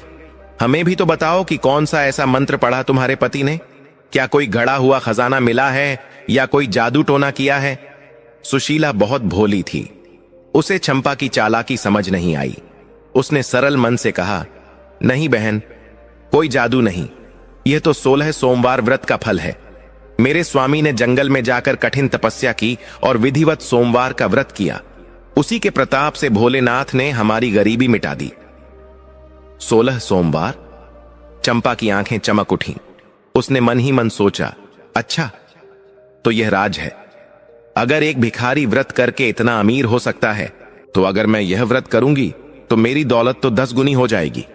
मैं इस नगर की सबसे अमीर रानी बन जाऊंगी। चंपा ने तुरंत सुशीला से व्रत की विधि पूछी। सुशीला ने उसे सब कुछ विस्तार से बताया, कैसे पूजा करनी है, कैसे कथा सुननी है और कैसे पवित्रता रखनी है। सुशीला ने यह भी कहा, बहन, सबसे जरूरी है श्रद्धा और मन की सफाई। अगर मन में लोभ होगा तो व्रत फल नहीं देगा। लेकिन चंपा ने सुशीला की आखिरी बात पर ध्यान नहीं दिया। उसका दिमाग तो बस धन दुगुना करने पर लगा था। वह घर गई और उसने अपने पति धनीराम को बताया कि अब वे और भी अमीर होने वाले हैं। अगले सोमवार से चंपा ने व्रत शुरू किया। उसने पूरे नगर में ढिंढोरा पिटवा दिया कि वह बहुत बड़ी पूजा कर रही है। उसने दिखावे के लिए सोने की थाली में पूजा की सामग्री सजाई, महंगे से महंगे फूल मंगवाए, पंडितों को बुलाया, लेकिन उसके मन में भक्ति नहीं, बल्कि व्यापार चल रहा था।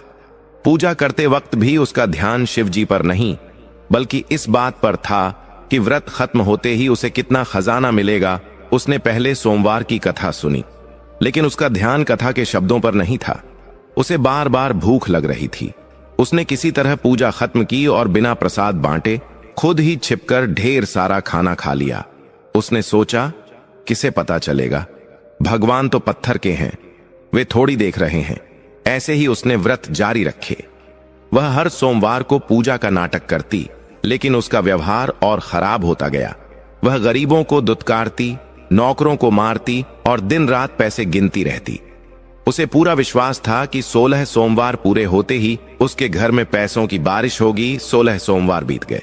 17वें सोमवार को उद्यापन का दिन आया। चंपा ने बहुत बड़ा आयोजन किया। उसने सोचा, आज तो चमत्कार होगा ही। उसने बहुत सारा चूरमा बनवाया, लेकिन उसने चूरमे में शुद्ध घी की जगह मिलावटी घी डाला और गुड़ की जगह सस्ता मीठा डाला। उसने सोचा, भगवान को क्या पता चलेगा स्वाद का, प्रसाद ही तो है, बांटना ही तो है, इसमें ज्यादा खर्चा क्यों करना। पूजा खत्म हुई। चंपा ने आंखें बंद करके भगवान से मांगा, हे भगवान, मैंने तुम्हारा व्रत कर लिया, अब जल्दी से मेरा खजाना भर दो। मेरे पड़ोसी सोमदत्त से दुगुना पैसा मुझे दे दो। जैसे ही उसने आंखें खोलीं, उसे लगा कि अब कुछ चमत्कार होगा, लेकिन तभी उसके घर के बाहर शोर मचने लगा। धनीराम, उसका पति, बदहवास होकर भागता हुआ अंदर आया। उसके कपड़े फटे हुए थे और चेहरे पर कालिख लगी थी। चंपा ने घबराकर पूछा, क्या हुआ, क्या खजाना मिल गया? धनीराम ने अपना सिर पीटते हुए कहा, खजाना? अरे मूर्ख औरत, तेरा व्रत तो हमारे लिए विनाश लेकर आया है। अभी अभी खबर आई है कि हमारी व्यापारिक नावें समुद्र में डूब गईं। हमारा गोदाम जिसमें लाखों का माल भरा था, उसमें रहस्यमयी आग लग गई और सब कुछ जलकर खाक हो गया। और तो और राजा के सैनिकों ने हमारे घर को घेर लिया है, क्योंकि उन पर शक है कि हम मिलावटी सामान बेचते हैं। चंपा के पैरों तले जमीन खिसक गई। वह चिल्लाई, यह कैसे हो सकता है? मैंने तो व्रत किया था, मैंने पूजा की थी, सोमदत्त को महल मिला और मुझे बर्बादी। ये भगवान अन्यायी है। वह पागलों की तरह सोमदत्त के घर दौड़ी। सोमदत्त उस समय आंगन में बैठा लोगों को उपदेश दे रहा था। चंपा ने वहां जाकर हंगामा शुरू कर दिया। उसने सोमदत्त को बुरा भला कहा, तुमने मुझे झूठ बोला, तुमने मुझे गलत विधि बताई, तुम्हारे भगवान ने मेरा सब कुछ लूट लिया। सोमदत्त शांत रहा। उसने चंपा को पानी पिलाया और पूछा, बहन शांत हो जाओ, मुझे बताओ तुमने व्रत कैसे किया था? क्या तुमने मन में श्रद्धा रखी थी? क्या तुमने प्रसाद में शुद्धता रखी थी? क्या तुमने उद्यापन का प्रसाद सब में बांटा था? चंपा चुप हो गई। उसे अपनी चोरियां याद आने लगी। मिलावटी घी, गरीबों को दुत्कारना और मन में केवल लालच रखना सोमदत्त समझ गया। उसने गंभीर होकर कहा, बहन, महादेव भाव के भूखे हैं, धन के नहीं। तुमने व्रत को व्यापार बना दिया। तुमने पूजा तो की, लेकिन मन में छल कपट रखा। तुमने प्रसाद में मिलावट की, जो कि पाप है। शिव जी तो भोले हैं, वे थोड़ी सी भक्ति से भी प्रसन्न हो जाते हैं, लेकिन अगर कोई उन्हें ठगने की कोशिश करे या धर्म की आड़ में अधर्म करे, तो उसका तीसरा नेत्र खुलते देर नहीं लगती। तुम्हारा धन गया, क्योंकि वह तुम्हें अंधा बना रहा था। चंपा फूट फूट कर रोने लगी। उसका सब कुछ लुट चुका था। उसने सोमदत्त के पैर पकड़ लिए और पूछा, भैया, अब मैं क्या करूं? क्या मेरा पाप कभी धुलेगा? क्या महादेव मुझे कभी माफ करेंगे? सोमदत्त ने कहा, निराश मत हो बहन, महादेव दयालु हैं। अगर तुम सच्चे दिल से पछतावा करो और अपना जीवन सुधार लो, तो सब ठीक हो सकता है। लेकिन अब तुम्हें धन के लिए नहीं, बल्कि अपनी आत्म शांति के लिए पूजा करनी होगी। चंपा ने अपनी गलती मानी। उसने और उसके पति ने अपना बचा खुचा जीवन सेवा में लगाने का निर्णय लिया। धीरे धीरे उनकी स्थिति सुधरने लगी, लेकिन अब वे लालची नहीं रहे थे। यह घटना पूरे नगर में आग की तरह फैल गई। लोगों को समझ आ गया कि सोमवार का व्रत कोई जादू की छड़ी नहीं, बल्कि श्रद्धा और विश्वास की तपस्या है। लोग अब सोमदत्त को और भी ज्यादा मानने लगे थे, लेकिन सोमदत्त की कहानी अभी खत्म नहीं हुई थी। उसके जीवन में एक और बड़ा मोड़ आने वाला था। उसकी ख्याति अब केवल धरती लोक तक सीमित नहीं थी, बल्कि उसकी भक्ति की गूंज अब पाताल लोक तक पहुंच चुकी थी। पाताल लोक में नागों के राजा वासुकी की एक प्रिय पुत्री थी, जिसका नाम मनसा था। मनसा शिव जी की भक्त थी, लेकिन उसे मनुष्यों पर बिल्कुल विश्वास नहीं था। उसे लगता था कि मनुष्य केवल स्वार्थी होते हैं। जब उसने नारद मुनि के मुख से सोमदत्त की तारीफ सुनी, तो उसे विश्वास नहीं हुआ। उसने सोचा, कलयुग में ऐसा भक्त हो ही नहीं सकता। जरूर यह भी कोई ढोंगी है। मैं स्वयं जाकर इसकी परीक्षा लूंगी। नागकन्या मनसा ने एक सुंदर स्त्री का रूप धारण किया। उसने अपनी आंखों में मायावी सम्मोहन भर लिया। वह धरती पर आई और सीधे सोमदत्त के आश्रम की ओर बढ़ी। उसकी सुंदरता ऐसी थी कि जो भी उसे देखता ही रह जाता। वह सोमदत्त के पास पहुंची जब वह अकेले में ध्यान कर रहा था। मनसा ने सोमदत्त को ललचाने और उसकी भक्ति तोड़ने का जाल बुना। सोमदत्त अपनी कुटिया में भगवान शिव के ध्यान में लीन था। उसकी आंखें बंद थीं और चेहरे पर एक असीम शांति थी। तभी उसे अपनी कुटिया में एक विचित्र और मादक सुगंध महसूस हुई। यह सुगंध किसी साधारण फूल की नहीं थी, बल्कि ऐसी थी जो किसी भी इंसान के मन को विचलित कर सकती थी। सोमदत्त के कानों में पायल की मधुर झनकार सुनाई दी, छम छम छम। सोमदत्त ने धीरे से अपनी आंखें खोलीं। उसके सामने जो दृश्य था, वह किसी भी तपस्वी का तप भंग करने के लिए काफी था। सामने एक अत्यंत रूपवती स्त्री खड़ी थी। उसका रंग सोने जैसा दमक रहा था। रेशमी वस्त्र हवा में लहरा रहे थे और उसकी आंखों में एक जादुई नशा था। यह नागकन्या मनसा थी, जिसने मोहिनी का रूप धारण कर रखा था। सोमदत्त अपनी जगह से खड़ा हो गया और हाथ जोड़कर विनम्रता से पूछा, हे देवी, आप कौन हैं और इस घने जंगल में मेरे इस साधारण से आश्रम में आपके आने का क्या प्रयोजन है?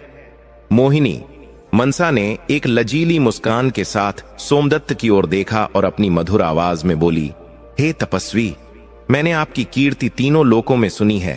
कहते हैं आप जैसा शिव भक्त और दयालु पुरुष इस धरती पर दूसरा नहीं है। मैं एक अनाथ अबला हूं, मेरा इस दुनिया में कोई नहीं है। मैं आपके चरणों की सेवा करना चाहती हूं। क्या आप मुझे अपनी दासी स्वीकार करेंगे? कहते हुए मोहिनी सोमदत्त के करीब आई। वह सोमदत्त के इतना करीब आ गई कि उसकी सांसों की गर्मी सोमदत्त महसूस कर सकता था। उसने अपना हाथ सोमदत्त के कंधे पर रखने की कोशिश की। यह एक कठिन परीक्षा थी। एक तरफ एकांत, दूसरी तरफ एक अप्सरा जैसी स्त्री। अच्छे अच्छे आर्षि मुनि ऐसे हालात में फिसल जाते हैं, लेकिन सोमदत्त तो सोमदत्त था। वह घबराया नहीं, न ही उसके मन में कोई विकार आया। वह तुरंत 2 कदम पीछे हट गया और अपना सिर झुका लिया। उसने बड़े ही आदर से कहा, हे देवी, आप मुझे लज्जित न करें। आप एक स्त्री हैं और स्त्री मेरे लिए साक्षात माता पार्वती का स्वरूप है। अगर आप अनाथ हैं तो यह आश्रम आपका घर है, लेकिन एक बेटी और बहन के रूप में मैं आपकी रक्षा एक पिता और भाई की तरह करूंगा। दासी बनने की बात कहकर आप अपने सम्मान को कम न करें। मोहिनी ने देखा कि सोमदत्त पर उसके रूप का कोई असर नहीं हो रहा है। उसने अपनी चाल बदली। उसने थोड़ा क्रोध और अधिकार दिखाते हुए कहा, सोमदत्त, तुम मेरा अपमान कर रहे हो। मैं अपना यौवन और रूप लेकर तुम्हारे पास आई हूं और तुम मुझे माता और बहन बना रहे हो।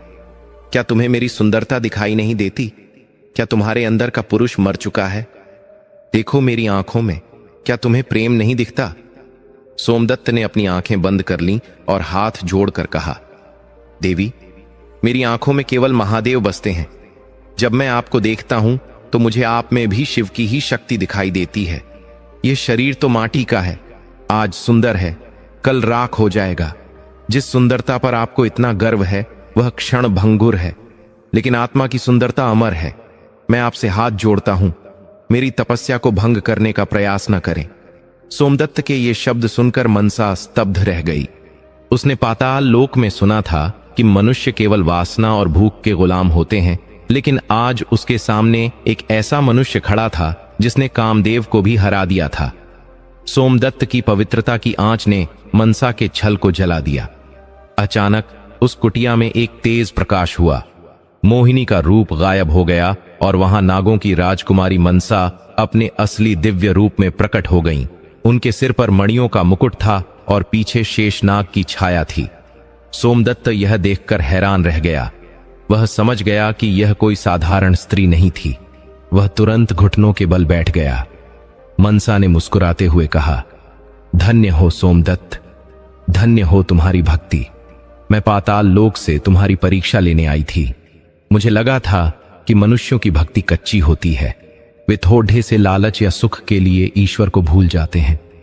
तुमने पहले गरीबी को हराया, फिर अमीरी के अहंकार को जीता, और आज तुमने सबसे कठिन शत्रु काम वासना पर विजय प्राप्त की। महादेव के प्रति तुम्हारी निष्ठा अटल है। सोमदत्त ने हाथ जोड़कर कहा, माता, यह मेरी शक्ति नहीं, यह तो मेरे भोलेनाथ की कृपा है जो मुझे हर बुराई से बचाती है। मैं तो केवल उनका एक तुच्छ सेवक हूं। मनसा ने अपना हाथ उठाकर सोमदत्त को आशीर्वाद दिया। मैं तुम पर प्रसन्न हूं। मैं तुम्हें वरदान देती हूं कि जब तक तुम इस धर्म के मार्ग पर चलोगे, विषधर नाग कभी तुम्हें या तुम्हारे परिवार को हानि नहीं पहुंचाएंगे। तुम्हारी भक्ति की कथा युगों युगों तक सुनाई जाएगी। लेकिन फिर मनसा का चेहरा थोड़ा गंभीर हो गया। उसने चेतावनी देते हुए कहा, पुत्र सोमदत्त, सावधान रहना। तुमने अपने अंदर के शत्रुओं लोभ, काम, क्रोध को तो जीत लिया है, लेकिन अब तुम्हारे बाहर के शत्रु जागेंगे। जब दिया तेज जलता है तो आंधियां उसे बुझाने की कोशिश जरूर करती हैं।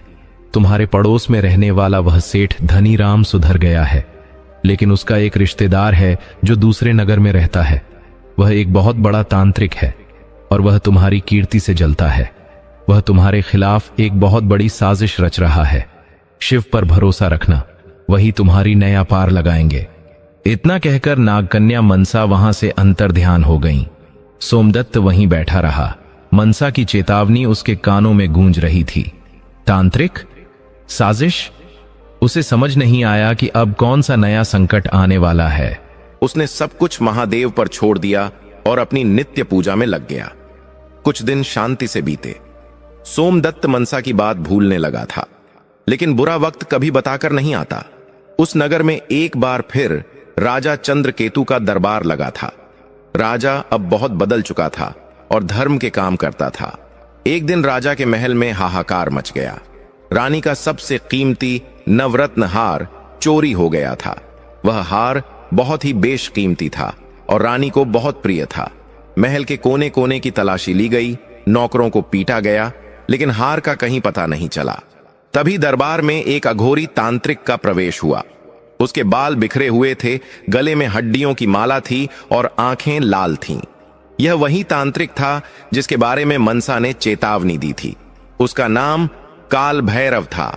वह धनीराम सेठ का दूर का भाई लगता था और सोमदत्त की प्रतिष्ठा को धूल में मिलाना चाहता था। तांत्रिक काल भैरव ने राजा से कहा, महाराज, आप व्यर्थ ही नौकरों को पीट रहे हैं। यह चोरी किसी साधारण चोर ने नहीं की है। मेरी विद्या बताती है कि यह हार उस व्यक्ति के पास है जिस पर आप सबसे ज्यादा भरोसा करते हैं। वह व्यक्ति जो संत होने का ढोंग करता है, लेकिन असल में एक मायावी ठग है। राजा ने गुस्से में कहा, साफ साफ बताओ तांत्रिक, तुम किसकी बात कर रहे हो? मेरे राज्य में ऐसा कौन है? तांत्रिक ने कुटिल मुस्कान के साथ कहा, सोमदत्त, वही जिसे आप परम भक्त मानते हैं। वह कोई भक्त नहीं, एक जादूगर है। उसने अपनी काली विद्या से हार चुराया है ताकि वह उसे सिद्ध करके और शक्तियां पा सके। अगर आपको विश्वास न हो तो अभी सैनिकों को भेजकर उसके पूजा घर की तलाशी लीजिए, हार वहीं मिलेगा। राजा को अपने कानों पर विश्वास नहीं हुआ। सोमदत्त, नहीं, यह असंभव है। वह तो त्यागी पुरुष है, उसे हार से क्या मोह? तांत्रिक बोला, यही तो उसकी माया है राजन। हाथी के दांत खाने के और दिखाने के और तलाशी लेने में क्या हर्ज है? राजा के मन में संदेह का बीज पड़ चुका था। उसने तुरंत अपने सेनापति को आदेश दिया, जाओ, अभी सोमदत्त के आश्रम की तलाशी लो, लेकिन याद रखना, अगर हार नहीं मिला तो इस तांत्रिक की जीभ काट ली जाएगी। सैनिक सोमदत्त के आश्रम पहुंचे। सोमदत्त उस समय बच्चों को शिक्षा दे रहा था। सैनिकों ने आते ही आश्रम को घेर लिया। सोमदत्त ने हैरानी से पूछा, क्या बात है सेनापति जी? आप लोग अस्त्र शस्त्र के साथ यहां क्यों आए हैं? सेनापति ने नजरें झुकाकर कहा, क्षमा करें गुरुदेव, हमें राजा की आज्ञा है। राजमहल में चोरी हुई है और शक की सुई आप पर है।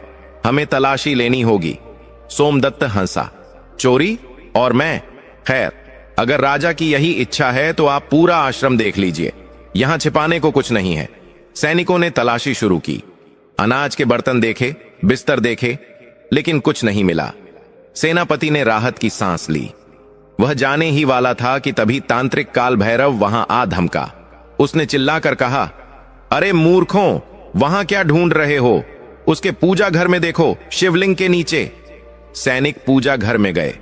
उन्होंने शिवलिंग के पास रखे हुए फूलों को हटाया और तभी सबकी आंखें फटी की फटी रह गईं। वहां फूलों के नीचे रानी का वही नवरत्न हार चमक रहा था। सोमदत्त सन्न रह गया। उसे अपनी आंखों पर विश्वास नहीं हुआ।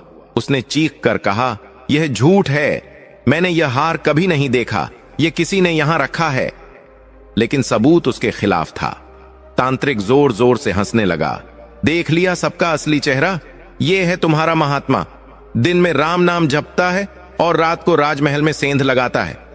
सेनापति ने भारी मन से सोमदत्त को गिरफ्तार कर लिया। सोमदत्त के हाथों में, जिनसे वह शिव की पूजा करता था, अब लोहे की जंजीरें डाल दी गईं। सुशीला रोती बिलखती पीछे दौड़ी। मेरे पति निर्दोष हैं, यह साजिश है। लेकिन किसी ने उसकी नहीं सुनी। सोमदत्त को राजा के सामने पेश किया गया। राजा चंद्रकेतु को जब हार दिखाया गया तो उसका पुराना अहंकार और गुस्सा फिर से जाग उठा। उसे लगा कि सोमदत्त ने उसके भरोसे का खून किया है। राजा ने सोमदत्त से पूछा, सोमदत्त, मैंने तुम्हें अपना गुरु माना, तुम्हें इतना सम्मान दिया और तुमने मेरे ही घर में चोरी की। क्या तुम्हें धन की कमी थी तो मांग लेते, चोरी क्यों की? सोमदत्त ने शांत स्वर में कहा, राजन, मैंने चोरी नहीं की। यह किसी शत्रु का षड्यंत्र है। मैं निर्दोष हूं। महादेव जानते हैं कि सत्य क्या है। राजा ने गुस्से में कहा, चुप रहो, सबूत तुम्हारे खिलाफ है। अब महादेव तुम्हें नहीं बचाएंगे। मैं तुम्हें मृत्युदंड दे सकता था, लेकिन तुम्हारे पुराने उपकारों को याद करके मैं तुम्हारी जान बख्श रहा हूं, लेकिन सजा तुम्हें मिलेगी। सैनिकों, इस ढोंगी को ले जाओ और काल कोठरी में डाल दो, और कल सुबह इसे पूरे नगर में गधे पर बैठाकर घुमाया जाए, ताकि सबको पता चले कि धर्म की आड़ में पाप करने वाले का क्या अंजाम होता है। सोमदत्त को घसीटते हुए ले जाया गया और काल कोठरी में फेंक दिया गया। काल कोठरी एक अंधेरी, सीलन भरी जगह थी, जहां रोशनी की एक किरण भी नहीं पहुंचती थी। वहां चूहे और कीड़े मकोड़े रेंग रहे थे। बाहर सुशीला राजमहल के दरवाजे पर सिर पटक पटक कर रो रही थी, लेकिन उसे अंदर नहीं आने दिया गया। काल कोठरी के अंधेरे में सोमदत्त अकेला बैठा था।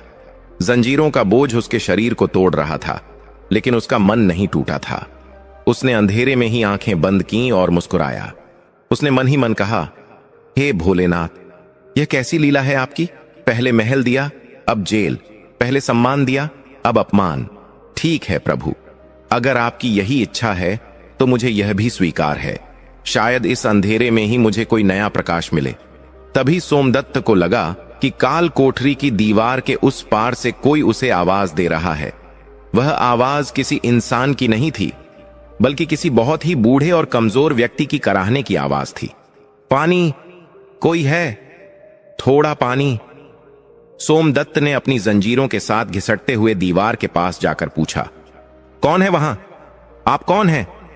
उधर से एक कांपती हुई आवाज आई, मैं इस राज्य का पुराना राजगुरु हूं। मुझे राजा के पिता ने यहां कैद किया था। 20 साल हो गए। मैंने 20 साल से सूरज नहीं देखा। क्या तुम मेरे लिए थोड़ा पानी ला सकते हो? सोमदत्त के पास पानी का एक छोटा सा लोटा था, जो पहरेदार ने उसे दिया था। उसने बिना एक पल सोचे दीवार में बने एक छोटे से सुराख से वह लोटा दूसरी तरफ सरका दिया। उसने अपनी प्यास की चिंता नहीं की। पानी पीकर उस बूढ़े कैदी की जान में जान आई। उसने पूछा, बेटा, तुम कौन हो? तुम्हारी आवाज में बहुत दर्द और सच्चाई है। तुम यहां क्यों आए? सोमदत्त ने अपनी सारी कहानी उस अदृश्य कैदी को सुनाई। पूरी बात सुनकर वह बूढ़ा कैदी हंसा, एक अजीब सी रहस्यमयी हंसी। उसने कहा, बेटा, घबराओ मत, तुम सही जगह आए हो। जिस तांत्रिक ने तुम्हें फंसाया है, मैं उसे जानता हूं। वह मेरा ही शिष्य था जो भटक गया था। उसने ही मुझे यहां कैद करवाया था। मेरे पास एक ऐसा रहस्य है, एक ऐसा मंत्र है जो उस तांत्रिक की सारी विद्या को काट सकता है। लेकिन मैं 20 साल से किसी योग्य व्यक्ति की तलाश में था। आज तुमने अपनी प्यास मारकर मुझे पानी पिलाया। तुम ही उस रहस्य के असली हकदार हो। सोमदत्त हैरान था। जेल की काल कोठरी में उसे एक गुरु मिल गया था। क्या यह महादेव की ही योजना थी? लेकिन इधर बाहर तांत्रिक काल भैरव अपनी जीत का जश्न मना रहा था। उसने सोचा सोमदत्त का किस्सा खत्म हो गया, लेकिन उसे नहीं पता था कि सोमदत्त के पास अब वह शक्ति आने वाली है जिसका तोड़ पूरी दुनिया में किसी के पास नहीं है। अगली सुबह होने वाली थी। सोमदत्त को नगर में अपमानित करने की तैयारी हो रही थी।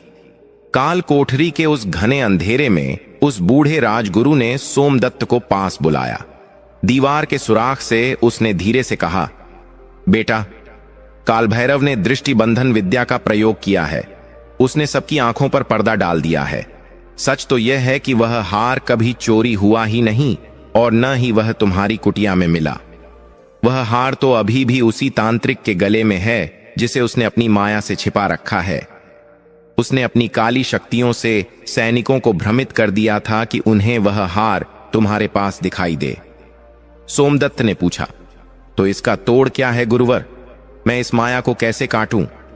राजगुरु ने कहा, शिव की भक्ति के आगे कोई माया नहीं टिकती। कल जब तुम्हें सभा में ले जाया जाएगा तो तुम भयभीत मत होना। बस अपने आराध्य महादेव का ध्यान करना और महामृत्युंजय मंत्र का एक विशेष उच्चारण करना जो मैं तुम्हें बता रहा हूं। जैसे ही तुम उस मंत्र का उच्चारण करोगे, उसकी काली विद्या का पर्दा फट जाएगा और सत्य सबके सामने आ जाएगा। रात बीत गई। सुबह होते ही कारागार के दरवाजे खुले। सैनिक सोमदत्त को जंजीरों में जकड़कर बाहर ले आए।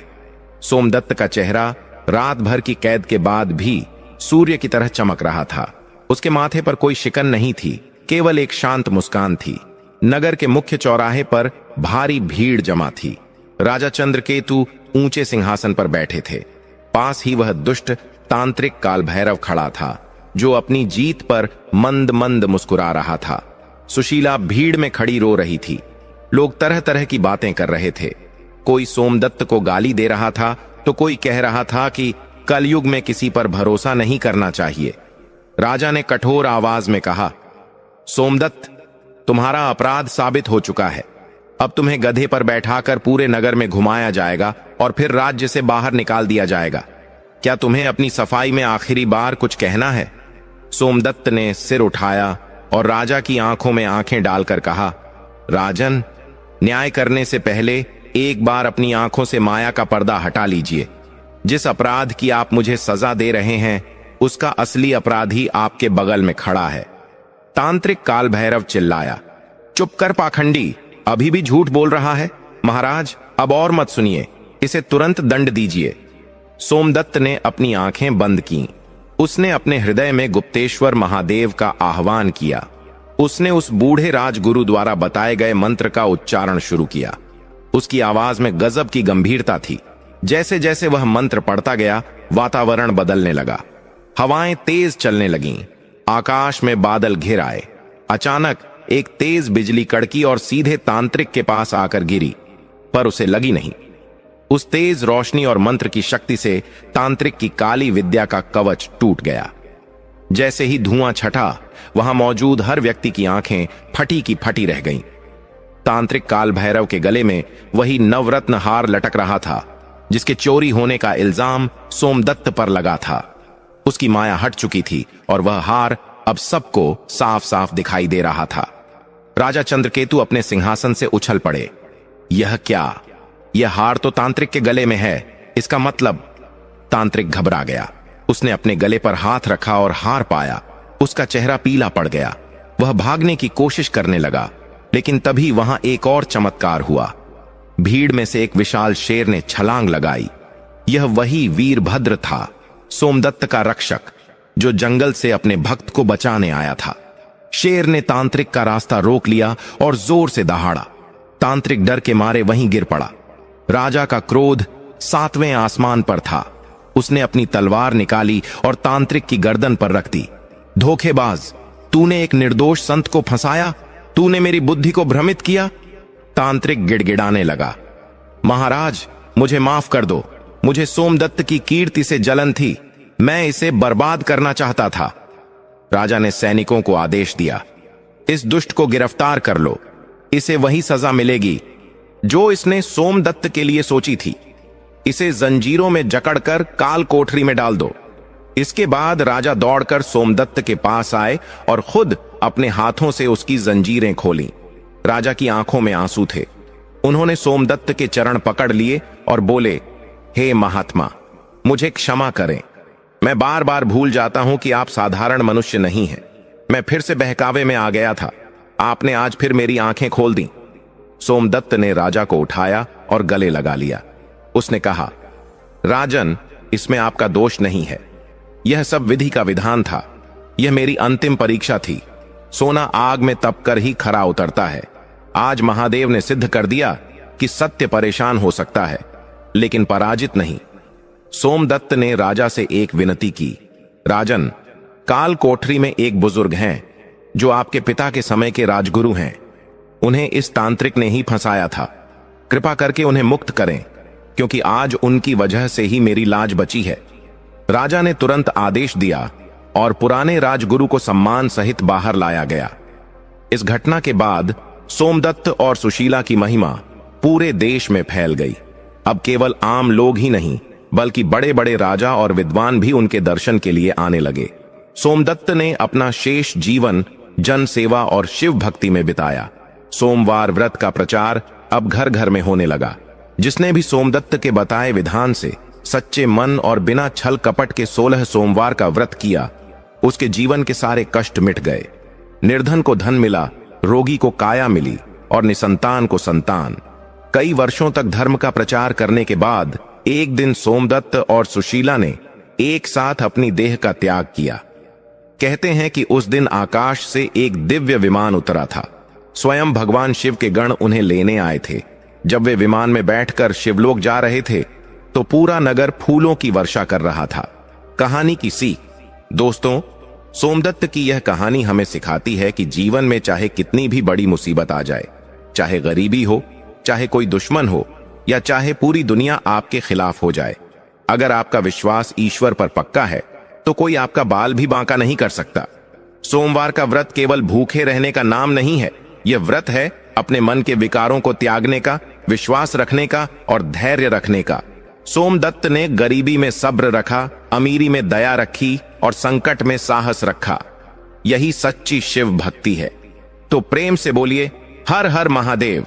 अगर आपको यह पावन कथा पसंद आई हो तो कमेंट में ओम नमः शिवाय लिखकर अपनी हाजिरी जरूर लगाएं। और हां, अगर आप भी अपने जीवन में सुख शांति चाहते हैं तो आने वाले सोमवार से ही इस व्रत को पूरे विधि विधान से शुरू करें। भोलेनाथ आपकी सारी मनोकामनाएं पूर्ण करेंगे। धन्यवाद।